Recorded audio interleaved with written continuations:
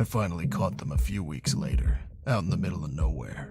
His car just pulled up onto a dirt path. What was he doing, Mr. West? I'd been staring at photos of Katie every night for the last month.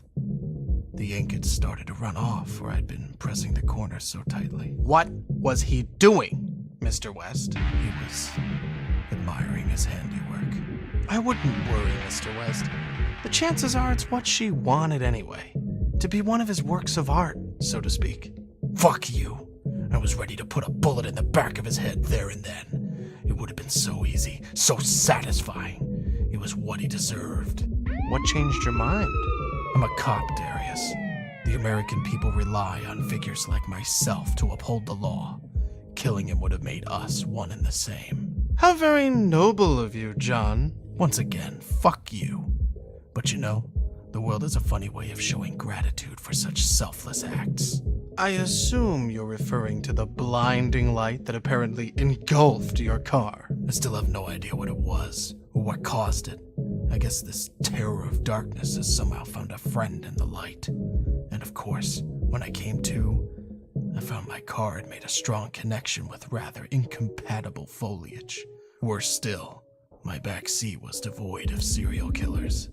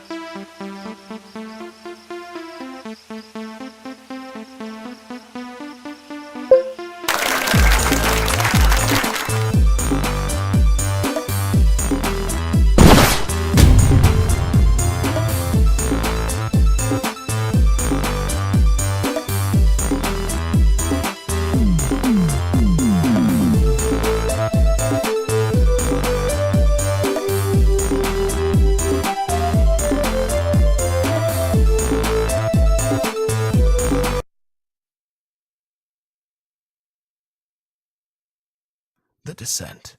A violent maelstrom. Nature has a way of bringing the most devious of minds back down to earth. And shortly after the Sawmill Massacre, our psychopath succumbed to the outdoors, of all things. Really now, Mr. West, can we stop with the cliched storytelling? This isn't a tale from Narnia. How could you possibly know his motivations for being in that wood? Perhaps he wanted to feel closer to nature. Perhaps he was tired of killing. Just maybe he wanted to feel closer to his victims. All I know is, when the cops turned up to search the surrounding areas, they turned up nothing. And this was a place right out in the middle of nowhere, so it wasn't like he could have gone far. There was only one possible explanation. He'd managed to hitch a ride out of there. You think he called the paramedics himself? Well, it makes sense, right? Splatter yourself with some of the blood at a mass murder scene and the medics aren't exactly going to be picky about who they pick up. He's breathing, so you get him to the wagon ASAP. Of course, this particular victim was breathing a little too well for his or their own good. I guess they may be adding a new phrase to the ambulance protocol handbook. Never give drugs to a psychopath.